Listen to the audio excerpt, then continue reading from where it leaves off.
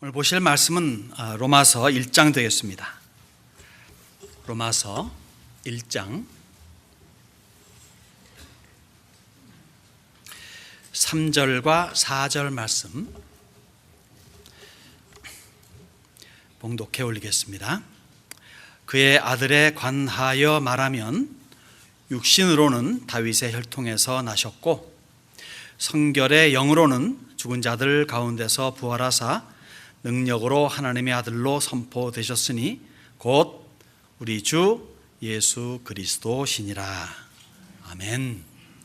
이 부분에서 우리는 우리 주님께서 사람이자 하나님이심을 넌지시 살펴볼 수가 있습니다.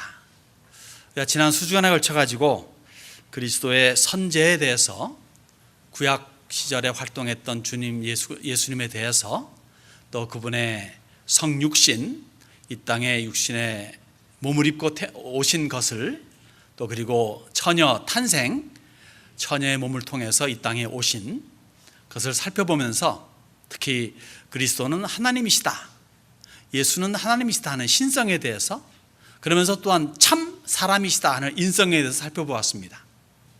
그래야 되니까 우리가 질문을 던지지 않을 수가 없습니다. 참 하나님이요 참 사람이다 하면서 어떻게 그리스도의 신성과 인성이 예수 안에서 결합되어 있는지, 어떤 방식으로 결합되어 있는가, 어떻게 그리스도는 두 인격, 사람의 인격과 또 하나님의 인격, 이 둘을 따로 가지지 않고 한 격, 한 신인격을 가진 하나님이자 사람일 수가 있는가, 어떻게 두 마음과 두 의식을 가지지 않고 하나님의 상태 혹 본질, 그리고 사람의 상태 혹 본질을 유지하고 있는가, 그리스도 안에서 어떻게 이 두 상태가 충돌하지 아니하고 완벽한 조화를 이루고 있는가, 이러한 질문을 던지지 않을 수가 없습니다.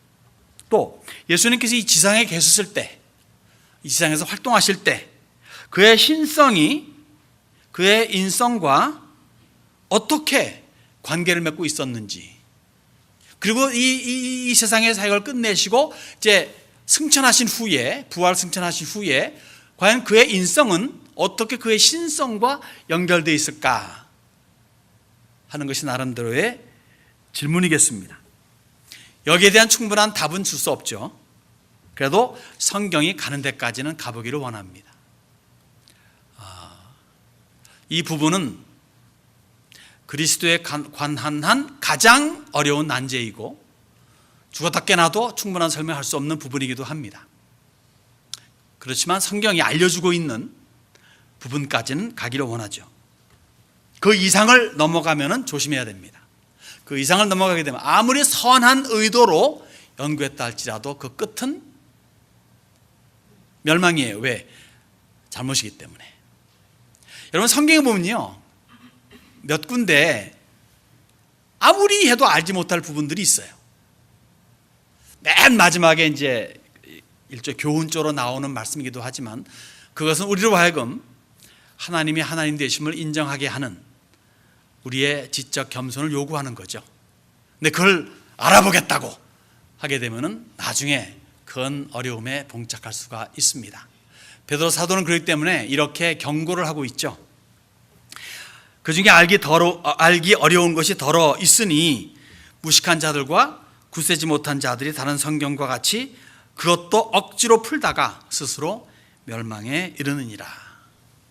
우리는 성경을 볼 때 성경이 알려주고 있는 그 끝까지는 갈 수 있어도 성경을 넘어서서 알고자 하는 것은 위험한 사상이다 볼 수 있겠습니다.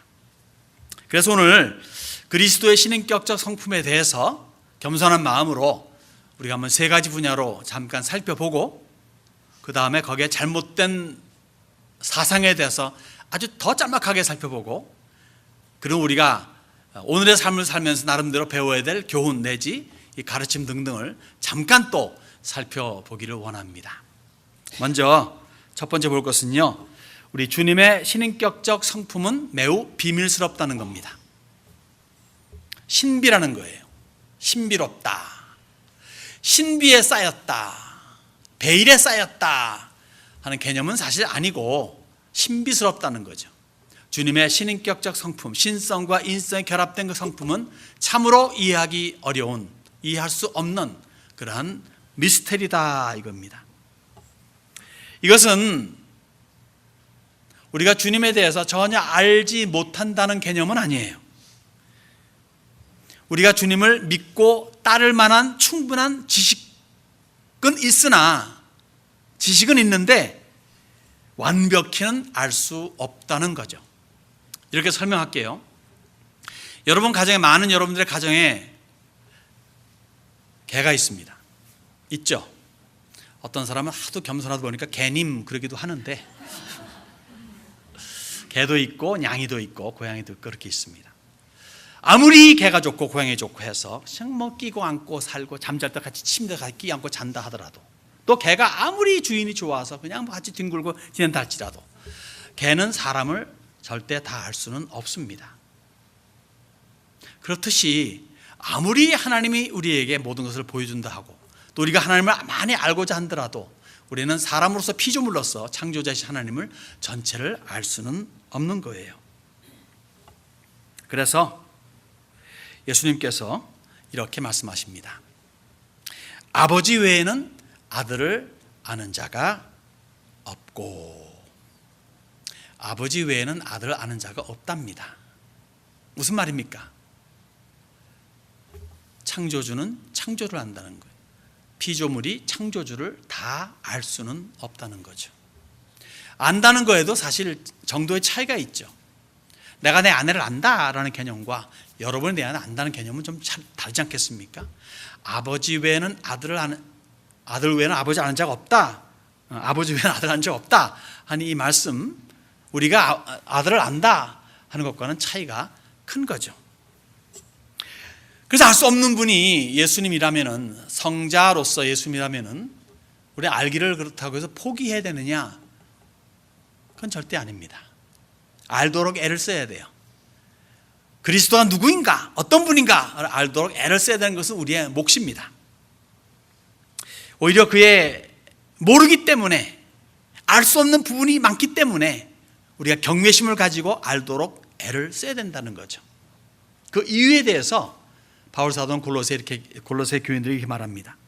사랑 안에서 연합하여 확실한 이해의 모든 풍성함과 하나님의 비밀인 그리스도, Christ, the mystery of God, 하나님의 비밀인 그리스도를 깨닫게 하려 함이니 그 안에는 지혜와 지식의 모든 보화가 감추어져 있느니라.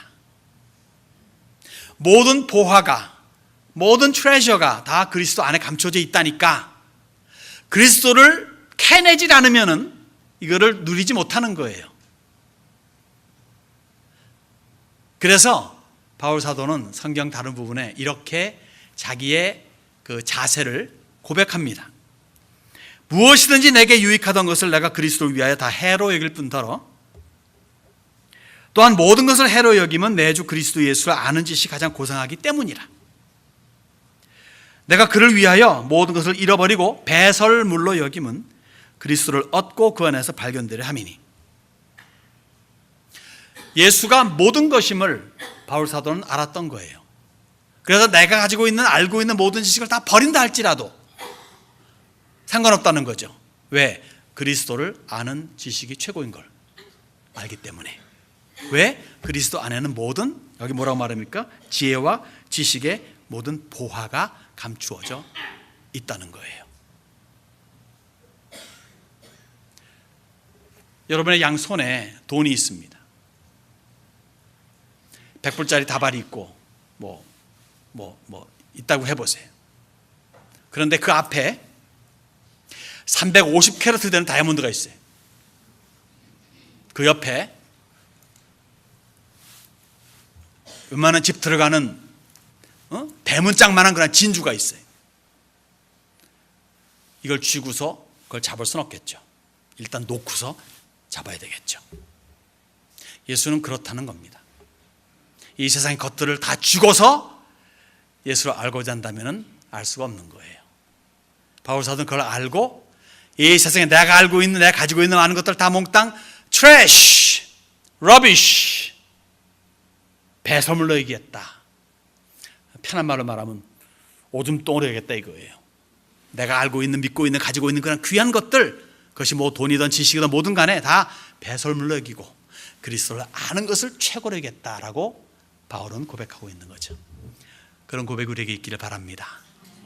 그래서 그 신비, 알지 못하나 그냥 알고자 하는 그런 열심을 가지고 주님을 매일매일마다 더 알아가서 그 안에 숨겨져 있는 그냥 각종 보석 보화들을 내 걸로 만들 수 있는 여러분들이 되시기를 바랍니다. 두 번째 볼 사항은요, 예수님의 신인성은 인적 그러한 성품은 나뉘지 않는 하나라는 거죠. 예수님께서는 다른 사람들과 자신을 구별하셨습니다. 나눴어요. 예수님께서는 심지어 성부 하나님과 성령 하나님과도 나눴습니다. 하나이지만 다름을 표현했어요. 그런데 그 안에 존재하고 있는 그의 신적 존재와 인적 존재는 나누지 않았습니다. 이런 말씀이 있죠. 요한복음 8장에 아브라함이 나기 전부터 내가 있느니라. 아브라함이 나기 전부터 내가 있다는 얘기는 나의 하나님 됨이 있다는 얘기 아니겠어요? 그러면 아브라함이 나기 전부터 나의 신적 존재가 있었느니라 이렇게 말하면 되는데, 그냥 내가, 그래서 말하는 내가 I am 이라는 것은 나는 곧 여호와다 하는 거예요. 모세가 Who are you? 그러니까 I am that I am. I am 이런 단어는 그렇기 때문에 하나님께 속한 단어로 그렇게 딱 만들어 놓았죠. 내가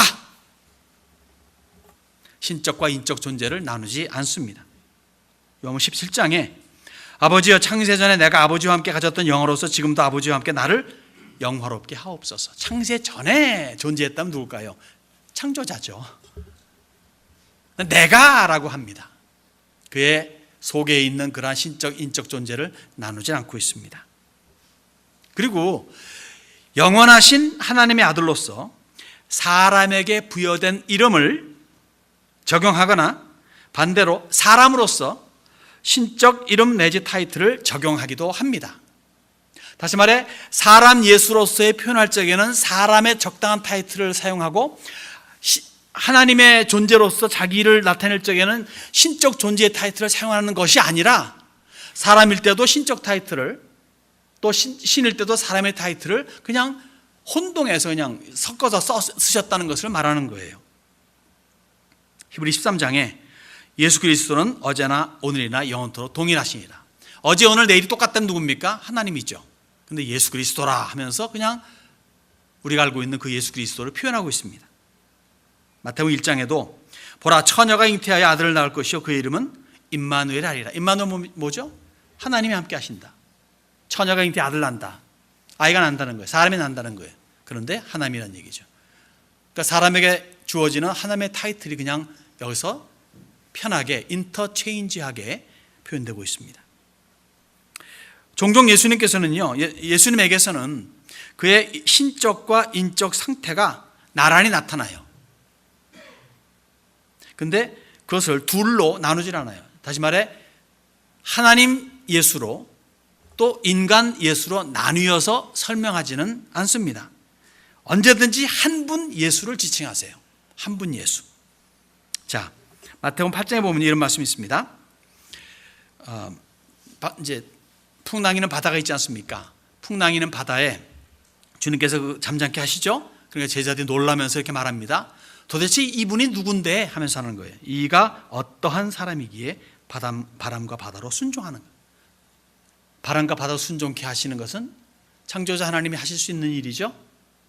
그런데 여기서 이가 어떠한 사람이기에 사람이라는 표현을 하게 되는 거죠. 거기에 그대로 받아들이시는 예수님이십니다. 지적하지 않고 정정시키지 아니하고 그대로 받아들이세요. 또 한 가지는 예수님의 신인격적 성품은 그의 신성에 중심을 둡니다. 다시 말해서 신성이 그의 인성을 지배한다는 거예요. Predominance over. 바울 사도는 고린도전서에 이렇게 말합니다. 첫 사람은 땅에서 났으니 흙에 속한 자이거니와 둘째 사람은 하늘에서 났느니라. 뭐 첫째 사람 누굽니까? 아담이죠. 아담 어디서 만들어져? 흙에서 만들어져. 그러니까 당연히 그렇게 말하는 게 표현 괜찮은데, 둘째 사람이라 말합니다. 둘째 사람은 어서 하늘에서 났다 하면서 인간 예수가 하나님 예수에게 귀속되어 있는 독립 개체이지만은 신성이 인성을 이끌고 가는, 지배하는 그런 양상을 보여주고 있습니다. 어쨌든 간에 그분의 신인성은 나뉘어지지 않는 하나라는 거예요. 신인격적 성품은 그저 그 안에서 하나로 묶여져 있다는 거죠. 그러면서 세 번째로 볼 것은 뭐냐면, 예수 안에서는 그 신성과 인성이 완벽하게 연합되어 있습니다. 연합, 유니언. 어떻게 연합을 이룹니까? 그의 신성과 인성이 어떻게 연합을 이루고 있습니까? 따로따로 떨어져 가지고 연합이 있습니까? 아니면 뭐 어떻게 연합되는 거예요? 섞여 있는 거예요. 사실 성경에서는요, 그의 신성과 인성의 신격과 인격에 대해서 설명을 충분히 하진 않아요. 그러나 조금은 들여다볼 수가 있습니다. 일단 그리스도의 인성과 신성이 혼동 없이 별개로 예수 안에서 존재합니다. 별개로 존재해요. 벌써 지금 많이들 이제 졸려오시죠? 자, 보십시오. 하나님은 주무세요, 안 주무세요? 예수님은 주무셨어요, 안 주무셨어요? 네. 그렇다고 해가지고 주님이 하나님이 아닌 것도 아니고, 그렇다고 분명히 주무시고 졸기도 하시고 그래, 졸았나? 어쨌든 뭐 주무시고 그러기도 했는데, 하나님은 안 주무시는데 예수님은 주무셨어요. 전혀 여기 어떤 충돌이, 갈등이 없습니다. 또 이 연합으로 말미암아 신성이 인성에 권능과 가치를 부여해 줍니다. 예수님께서 이렇게 말씀하죠. 사람들에게 43년 만에 지은, 42년입니까? 3년입니까? 지은 그 성전을 두고서 막 칭찬하자는 거 주님께서 뭐라 그러십니까? 너희들 이 성전을 헐라, 내가 3일 만에 일으키리라 하고는 설명을 하죠. 그래서 그 성전, 자기 육체를 성전으로 비교해서 말씀하셨다, 이렇게 말씀하고 있습니다. 무슨 말입니까? 나의 육체를 헐어버려라, 내가 3일 만에 일으키겠다. 다시 말해 그의 신성이 그의 인성을 끌고 있는 장면을 보고 있죠. 신성이 인성을 일으킨다는 얘기예요. 자, 이 연합으로 인해 가지고 한 가지 감사한 것은 뭐냐면요, 신이, 즉 하나님이 할 수 없는 일을 하셨어요. 신성만 가지고 도저히 할 수 없는 것을 그 인격을 가지심으로, 인성을 가지심으로 말미암아 사람의 경험을 할 수 있게 된 거죠. 뭡니까? 죽는 거예요. 죽어야 구원이 가능해지는데 신으로서는 죽을 수 없는 거거든요. 영이 죽습니까? 영혼은 안 죽습니다. 영원히 영혼은 안 죽어요. 육체만 죽을 뿐이에요. 근데 신으로서는 죽을 수가 없는데 사람으로서는 죽을 수가 있잖아요. 그래서 예수님께서 사람으로 오셔가지고 참 사람이었기 때문에 그 죽음을 맛볼 수가 있었다는 거죠.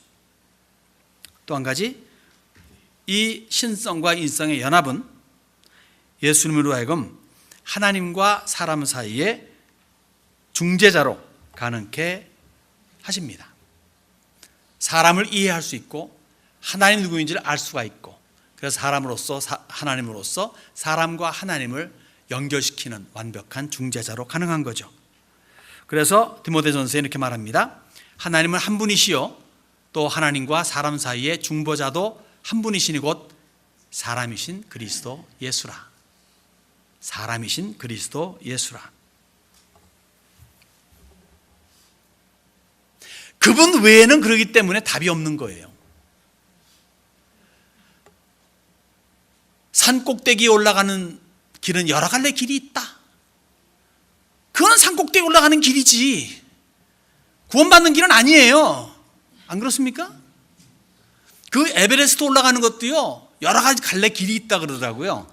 거기 몇 번 올라간 사람들은 쉬운 길로 안, 거기도 쉬운 길이 있답니다. 어려운 길 골라간대요. 그거는 산 꼭대기죠. 천당은요, 산 꼭대기가 아니에요.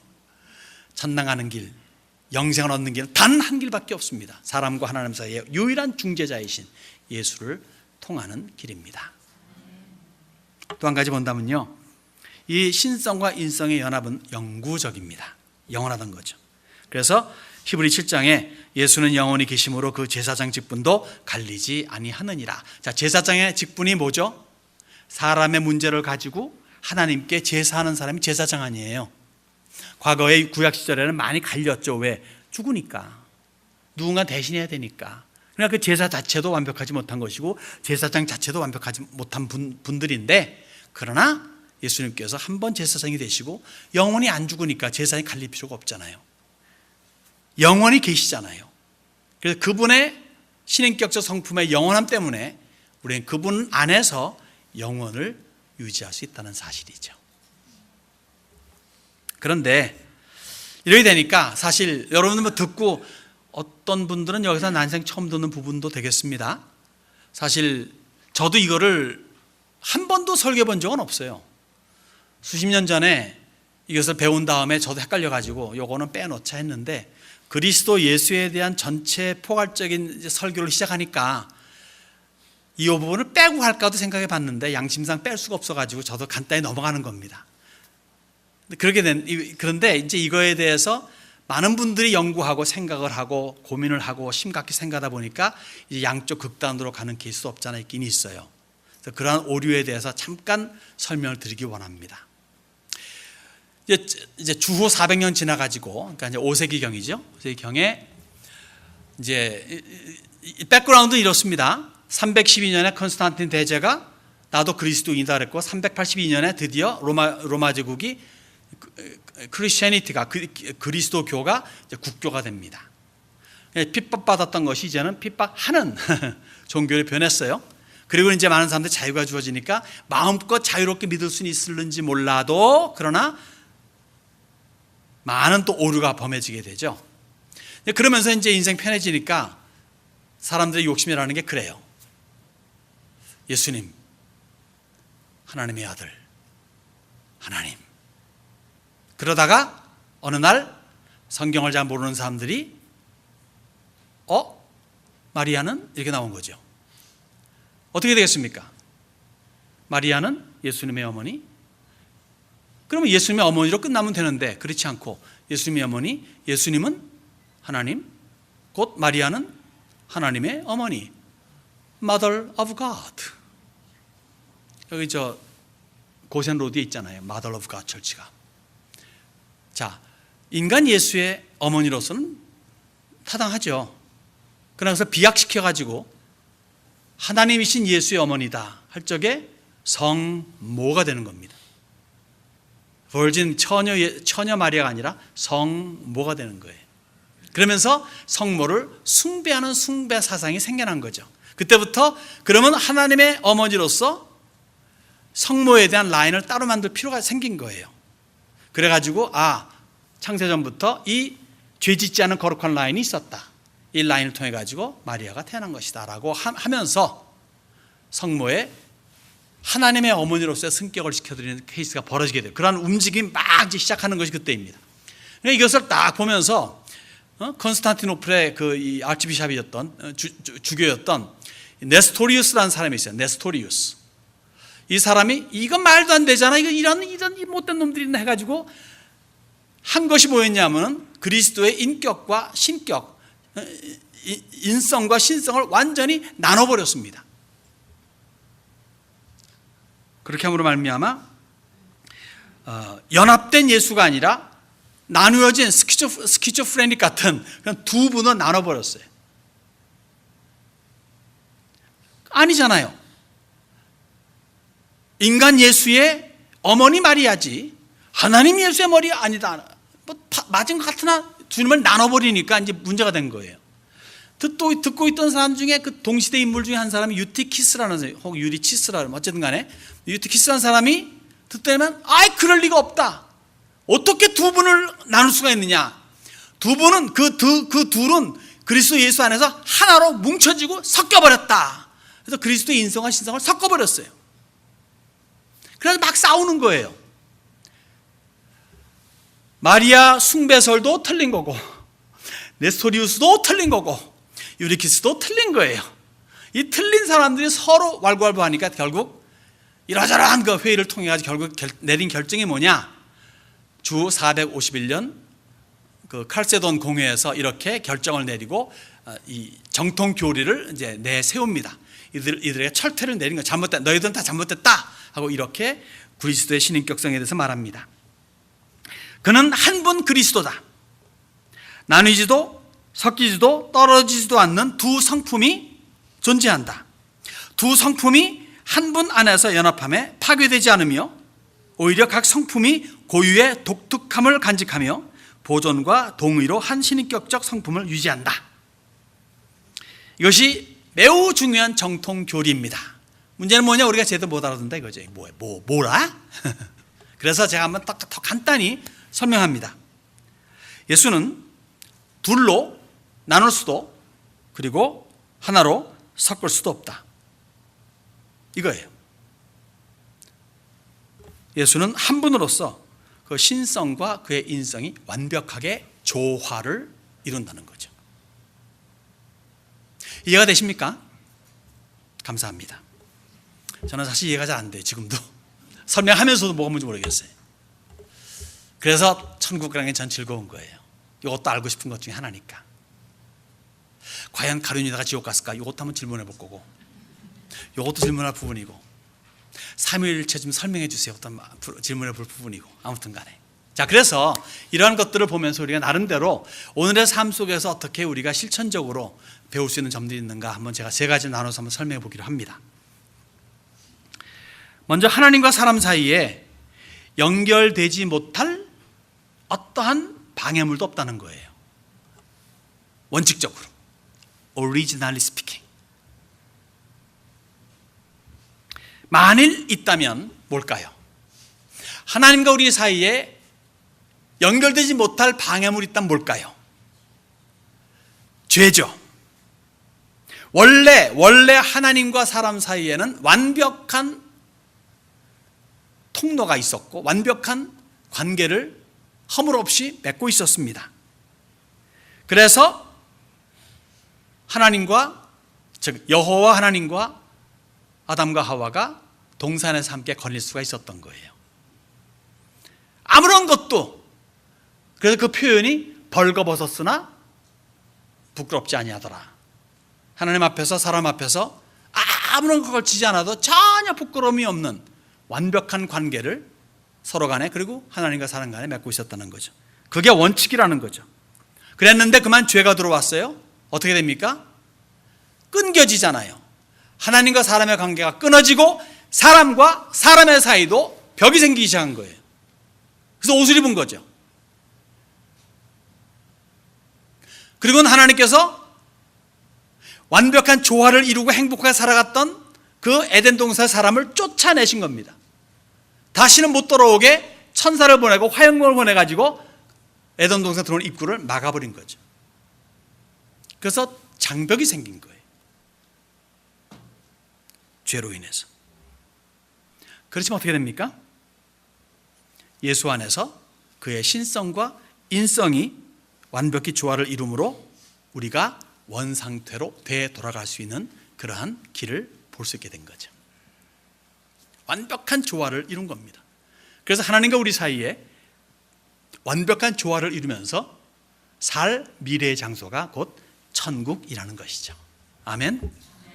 두 번째 우리가 볼 수 있는 것은요, 그리스도의 신인격적 성품이 그만큼 신비롭기 때문에, 비밀이기 때문에 끝없는 공부와 묵상을 제공합니다.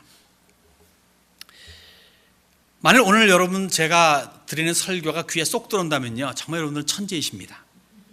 사실 설교를 하고는 저도 지금 헷갈리는 게 많아가지고 내가 지금 뭐하고 있지라는 생각이 드는데, 만약 이해가 되신다면 정말 여러분은 천재 중에 천재이십니다. 제가 사실 이 제목 있잖아요, 이 설교 제목 있잖아요, 그 신인격적 성품이라고 한 거, 이 제목을 정하는 것도 한 3주에 4주 걸렸어요. 도대체 어떻게 이걸 제목을 정해야 되나. 제가 그 한국에서 그 신학 공부를 안 하고 여기서 했기 때문에 영어로는 좀 알겠는데 그 용어를, 근데 한국말의 용어를 모르겠더라고요. 조금만 말을 잘못하면 요거는 정말 민감한 거라서 이거 이단으로 빠질 수도 있고 이단 설을 들을 수도 있고 어떻게 그래서 맨 처음에는 사람인데 하나님이야. 이거 어떻게 무슨 말로 한국말로 해야 될 것 같아요. 이렇게 저렇게 바꿔보다 결국은 이제 위로 말하기도 해보고 삼위 중에 그리스도의 위도 아닌 것 같고 결국 이렇게 길게 설명을 이렇게 타이틀을 냈지만은 만족하지는 않습니다, 사실.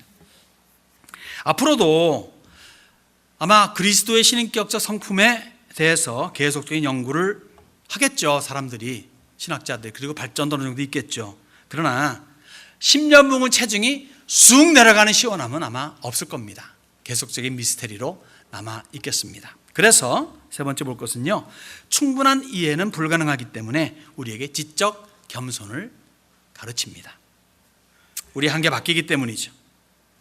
우리가 최대한 알고자 애쓴 후에 우리의 지식의 왕관을, 우리가 알고 있는 지식의 모든 것들 왕관을 주님 앞에 던지고 주님의 신비를 더 이상 알 길이, 더 이상 설명할 길이 없습니다 하는 겸손한 고백이 우리에게 뒤따라야 되겠죠. 그래서 얼마나 감사합니까? 설명은 못해요, 확실하게. 그리고 머릿속에서 확실한 이해가 되지는 않습니다. 그렇지만은 믿음으로는 알 수가 있어요. 할렐루야 아닙니까? 여러분 믿음으로는 알잖아요. 설명은 못하겠어. 근데 어쨌든 I believe in him. 이 얼마나 믿음이 아름다운 주님의 선물입니까? 사람이 만들어낼 수 있는 게 아니에요. 믿음도 하나님이 주시는 선물. 이 선물을 가지고 믿음을 발동시켜서 하나님의 은혜로 때가 되어서 구원받아 이렇게 함께 예배드리고 미래 영원히 그곳에서 천국에서 영원히 주님께 예배하면서 살아가는 그 삶을 연상해 보십시오. 얼마나 귀합니까 우리가. 여기서 서로 간에 얼굴 붉힐 일 그러니까 있을까요? 여기서 얼굴 붉혔다가 해결하지 못하다 죽었어. 눈 떴는데 천국이야. 옆에 우리 그 사람 같이 있어. 난감할 거 아니겠어요? 그래서 원수진 일이 있으면 너희들 예배를 드리다가도 가서 사화하고 그 다음에 와서 예배를 드리라 이렇게 말하는 것은 다 그런 의미입니다. 여러분의 인생에 지금도 그렇고 앞으로도 그렇고 과거에 있었다면 다 오늘 이 순간에 다 해결하십시오. 사실요, 문제가 있는 거는 다 자기 문제예요. 따지면 저 사람 저거 자기 문제예요. 내가 만약 그리스도의 종이다, 내가 놈이요 종다 하신다면은 종이 무슨 자격이 있고 종이 무슨 권한이 있고 종이 무슨 힘이 있어가지고 자기를 내세우겠습니까? 종은 아무것도 아닌 거예요. 그냥 이런 거죠. 그런데 내가 승질나고 내가 무슨 뭐 따지고 이렇게 되면 내가 아직 살아있어서 그런 거예요. 내려놓으세요. 종된 주제에 뭘 따집니까 우리가? 그래서 저 영원한 나라에서 영원한 행복과 즐거움을 맛봐야 되지 않겠습니까? 자, 성경에 이런 약속이 있습니다. 우리가 지금은 거울로 보는 것 같이 희미하나 그때는 얼굴과 얼굴을 대해 볼 것이요 지금은 내가 부분적으로 아나 그때는 주께서 나를 아신 것 같이 내가 온전히 알리라. 이 소망이 있기 때문에 우리는 오늘 몰라도 아멘하고 지나갈 수 있는 거죠. 성경이 말하고 있지 않는 바, 성경이 의도적으로 알려주고 있지 않는 것은 모르는 게 좋아요. 그러나 성경에서 얼마나 많이 우리에게 많은 것을 보여주고 알려주고 있습니까? 그것은 캐내야 돼요. 그래서 어떤 때는 1카라트짜리, 어떤 때는 100카라트짜리, 어떤 때는 진주도, 어떤 때는 무슨 사파이어도, 어떤 이런 것도 캐내어 가지고 나의 것으로 삼고, 그래서 나의 인생에 이런 것들을 치장을 해 가지고 영적인 풍성함, 영적인 화려함을 가지고 살아가는 게 얼마나 아름다운 것인가. 육적으로는 혹 초라할는지 모르고, 육적으로는 혹 없을는지 모르고, 육적으로는 혹 내가 아무것도 아닌 무명의 존재일지 몰라도 적어도 하나님 앞에서는 인정받아서 유명한 존재들이 우리가 다 되어야 되지 않겠습니까? 그래서 저는 천국에 빨리 가고 싶어요. 그리고 영원히 알아가고 더 알아가는 감격 속에 보좌에 앉으신 주 예수 그리스도께 엎드려 경배하면서 나의 면류관을 던져드리고, 그리고 24 장로들이 외친 것 같은 외침을 하고 싶습니다. 요한계시록 이런 말씀이 있지 않습니까? 우리 주 하나님이여, 영광과 존귀와 권능을 받으신 것이 합당하오니 주께서 만물을 지으신지라. 만물이 주의 뜻대로 있었고 또 지으심을 받았나이다. 이러한 고백이 저와 여러분들에게 있을 겁니다. 분명히 천국에서는 이 땅에서도 그 연습을 하시면서 내가 알고 싶은 것 최대한도로 알고 그 나머지 모든 것들은 주님의 보좌에 던져드리고 주여 나는 아무것도 모르는 무익한 종이오니 하는 자세로 이 세상을 살아가신다면 분명 그리스도 예수께서 그 예수님이 가지고 있는 그런 보배 보석들을 다 풀어가지고 여러분들의 삶 속에 심령 속에 집어넣어 주심으로 날이 가서 더욱더 풍성한 삶을 유지하고 그 풍성함으로 많은 사람들에게 착한 것을 보여줘 하나님의 영광을 드러내는 멋진 주의 종들이 될 줄로 믿습니다.